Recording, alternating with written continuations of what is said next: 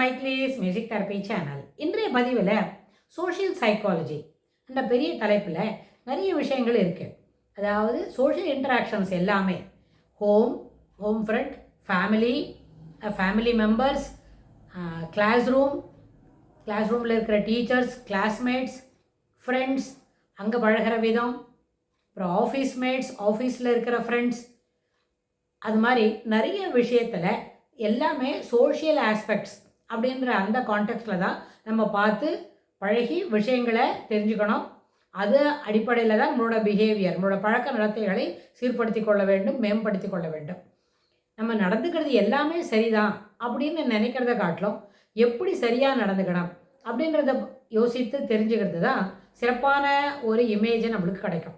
நம்மளை பற்றின ஒரு எண்ண ஓட்டம், இந்த குழந்தை எப்படி இருக்கும், இந்த 5ஆம் கிளாஸ் படிக்கிற பொண்ணு அப்படி இருக்குது, இல்லை இது நாளைக்கு மேலும் எப்படி சிறப்பாக வளரும், அப்படியெல்லாம் தெரிஞ்சுக்கிறதுக்கு நம்மளுக்கு கிடைக்கிற இம்மீடியட் எக்ஸ்போசர் என்ன? சோஷியல் இன்டராக்ஷன்ஸ் தான். வகுப்பறையில் ஒரு பொண்ணு எப்படி நடந்துக்கிறது, ஒரு பையன் எப்படி நடந்துக்கிறது, ஒரு 10 வயசு பசங்க, குட்டி பசங்கன்னு சொன்னால் 10 வயசுக்கு என்ன மெச்சூரிட்டி இருக்கும், அதுக்குண்டானது இருந்தால் போகிறோம். 10 வயசு குழந்தையே ஒரு 25 வயசு போல் நடந்துக்கணும்னு எதிர்பார்க்க முடியாது. அப்படி நடக்கவே நடக்காது. ஆனால் 25 வயசு பசங்க எப்படி இருக்கணும், 25 வயசில் உள்ளவங்க போல் நடந்துக்கணும். ஸோ அந்த மெச்சூரிட்டி அண்ட் க்ரோத் அது ரெண்டும் இட் ஷுட் கோ டுகெதர். வயசுக்கு ஏற்ப வளர்ச்சியும், வயசுக்கு ஏற்ப மன முதிர்ச்சியும், வயசுக்கு ஏற்ப நன்னடத்தைகளும் தொடர்ந்து மூணும் சின்க்ரனைஸ் ஆகிற மாதிரி, கான்குருவன்ட் மாதிரி மூன்றும் தொடர்ந்து ஒன்று போல் ஒரே நேர்கோட்டில் என்ன பண்ணோம், வளர்த்துக்கணும். அந்தப்படி வளர்த்துட்டா தான் நம்மளோட பிஹேவியர்ன்றது என்ன, ஒருத்தருக்கு பழகிறது, சோஷியல் இன்டராக்ஷன் உடைய பழக்கமும் நல்ல நடத்தையும் சேர்ந்தது தான் பிஹேவியர். அப்படின்னா அதை சிறப்பாக ஆக்கித்தரும்.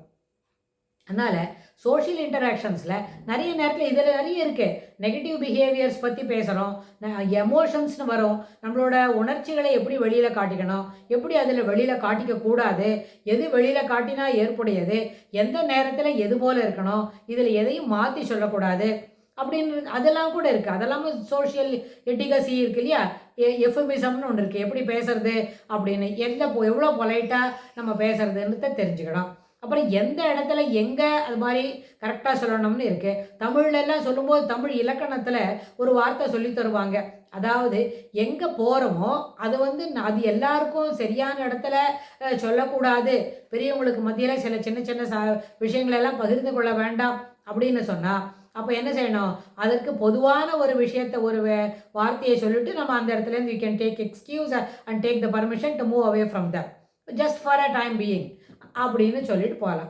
ஆங்கிலத்தில் சொல்கிறதுனால எக்ஸ்கியூஸ் மீ, ஒரு நிமிஷத்தை வந்துட்டேன் அப்படின்னு சொல்லிட்டு அவங்க அந்த குரூப்லேருந்து வெளியில் போவாங்க. இதெல்லாம் சோஷியல் இன்டராக்ஷன்ஸில் இருக்கிற டெக்கோரம் ஆஃப் பிஹேவியர். அதாவது எப்படி இனிமையாக, அதாவது ஏற்றுக்கொள்ளக்கூடிய சட்டிலாக இதை எப்படி சொல்லிட்டு போகிறது அப்படின்னு பார்க்கலாம். ஸோ அந்த அடிப்படையில் நம்மளுடைய பிஹேவியர்னு இருக்கே, அந்த பிஹேவியரில் எப்போவுமே சோஷியல் இன்ட்ராக்ஷன்ஸ் சில பிஹேவியர்லாம் நம்ம வெளிக்காட்டிக்கணும். முதல்ல பொலைட்டாக எல்லாரையும் விஷ் பண்ணணும். அன்னைக்கு குட் மார்னிங் சொல்கிறதோ, இனிய நாள், சிறப்பான நாள் அப்படின்னு சொல்லணும். ஒருத்தருக்கு பிறந்த நாள்னா பிறந்த நாள் வாழ்த்துக்கள் சொல்லணும். அப்புறம் எல்லாருக்குமே கூட இருக்கிறவங்களுக்கு நம்ம என்ன பண்ணணும், ஹெல்ப் பண்ணிக்கணும். ஒருத்தருக்கு உதவியாக இருக்கணும். எப்பொழுதும் அவங்கள எப்படி கீழே தள்ளுறது அப்படின்னு யோசிக்கக்கூடாது. இப்போ நம்ம எல்லாமே நம்ம சேனலில் பாசிட்டிவ்ஸ் மட்டும்தான் பார்த்துட்டு வரோம். எப்படி அடுத்தவங்கள கீழே தள்ளுறது, அதுக்கு we need not plan for it. எப்படி அடுத்தவங்களோட சண்டை போடுறது, we need not plan for it. அப்போ யாராவது ஒருத்தர், நம்ம எப்போவுமே நம்மளோட சிறப்பான குணங்களை வெளியில் காட்டிக்கணும். நம்ம எப்போவுமே சிறப்பான முடிவுகளை தான் எடுப்போம். நம்மளோட முடிவு நம்மளுக்கு நல்ல விதத்தில் பயனளிக்கும் அப்படின்னு சொன்னால், அப்படி ஒருத்தர் இருப்பான்ப்பா, அவனுக்கு what are all the characteristics will be having அப்படின்னு ஒருத்தர் கேட்பாங்கன்னு வைங்க. அப்போ அந்த கேரக்டரிஸ்டிக்ஸ் என்ன இருக்கணும்னு சொன்னால், முதல்ல அவங்கள இன்சல்ட் பண்ணுற இடத்துல அவங்க அதை ஆர்கியூ பண்ணி ப்ரூவ் பண்ண நினைக்க மாட்டாங்க. இன்சல்ட் பண்ணுறாங்கன்னு சொன்னால் அங்கேருந்து அப்படியே என்ன பண்ணுவாங்க, பேசாத ஒரு பெரிய ஸ்மைல் கொடுத்துட்டு slowly they will move away from முதல் விஷயம். அப்புறம் எங்கேயாவது ஒரு இடத்துல தவறு நடக்கிறது அப்படின்னு சொன்னால், unless otherwise it is being easily ரெக்டிஃபைடுன்னு சொன்னால் தான் அவங்க என்ன பண்ணுவாங்க, அதை பற்றி பேசி அந்த தவறை சுட்டி காட்டுறதுக்கு முயற்சி செய்வாங்க. அதர்வைஸ் அங்கே ஒரு கெஸ்ட்டு தான் அப்படின்னு சொன்னால், you will be only a passive spectator. இருந்து பார்த்துட்டு அவங்க போன நிகழ்ச்சி முடிஞ்சுன்னு சொன்னால் அடுத்த நிமிஷமே அவங்களோட வண்டி எடுத்துக்கிட்டு அவங்க வெளியில் வந்துடுவாங்க.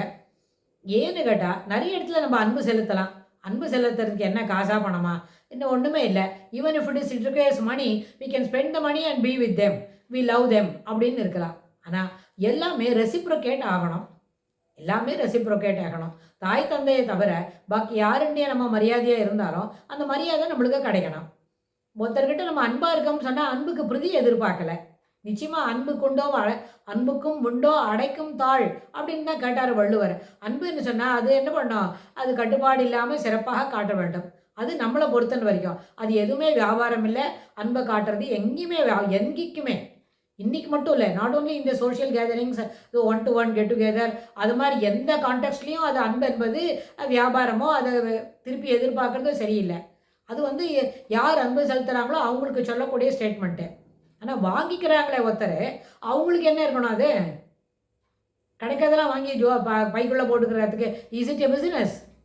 இஸ் இட் என்ன சத்திரத்தில் போகிற மாதிரி இருக்கு? இல்லவே. Whatever we are getting in the context of the running the show இருக்கே, இந்த வாழ்க்கை என்கிற பயணத்தில் எதெல்லாம் நம்மளுக்கு கிடைக்கிறதோ அதுக்கெல்லாம் நம்ம ரெசிப்ரோகேட் பண்ணி தானே ஆகணும். தனிப்பட்ட முறையில் ஒருத்தருக்கு அன்பு கிடைக்கிறதுன்னு சொன்னால் அதுக்கு பிரதி செய்ய வேண்டாம். அன்பு கொடுக்குறவங்களுக்கு நீங்கள் பிரதி செய்ய வேண்டாம். அப்படி பிரதி எதிர்பார்த்து கொடுத்தா அது பேர் அன்பே இல்லை. அது வந்து ஒரு பிஸ்னஸ்.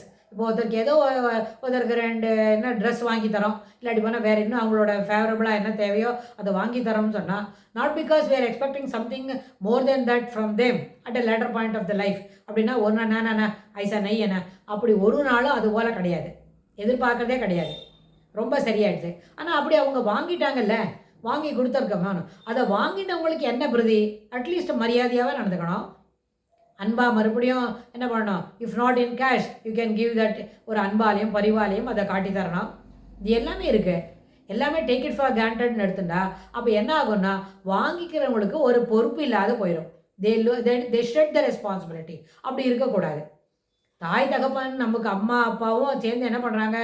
அன்பு காட்டுறாங்க. நல்லபடியாக அவங்களோட நல்ல இளமை காலத்தை செலவாக்கி பிள்ளைங்களை படிக்க வைக்கிறாங்க. ரொம்ப சரி. அது அம்மாவாக இருந்தால் அந்த கடமையை செய்யணும், அப்பாவாக இருந்தால் அந்த கடமையை செய்யணும். சரி, ரொம்ப செய்துட்டாங்க. நீங்கள் வந்து என்ன பண்ணிட்டோம்? அடோலசன்ஸ்லேருந்து அடல்ட்ஹுட் வந்துட்டோம். அடல்ட்ஹுட்லேருந்து இன்னும் கூட கொஞ்சம் பெரியவங்களாகிட்டு we get into the wedlock உள்ளே வந்தால் மேரிட் லைஃப்குள்ளே வந்திருக்கோம். We are continuing our show. நம்ம ஷோவை நம்ம நடத்திக்கிட்டு இருக்கோம். அதுக்கு ஏற்கனவே இளமை காலத்தில் நம்மளுக்கு நல்ல வசதிகள்லாம் கிடைச்சது, நம்ம பெற்றோர்கள் நம்மளுக்கு கொடுத்தாங்களே, அவங்களுக்கு இப்போ நம்ம என்ன கைமாறு செய்யணும்? நாம் எதிர்பார்த்து செய்யலைன்றது ரொம்ப சரி. 100க்கு 150 பங்கு சரிதான். அது எல்லா தாய்மார்களுக்கும் அது ஏற்புடையதான். உலகத்தில் இருக்கிற இந்த 750 கோடி ஜனங்களும் 700 கோடி 750க்கு மேலே தாண்டி எடுத்த நம்ம தாய் திருநாட்டிலே 145க்கு மேலே தாண்டி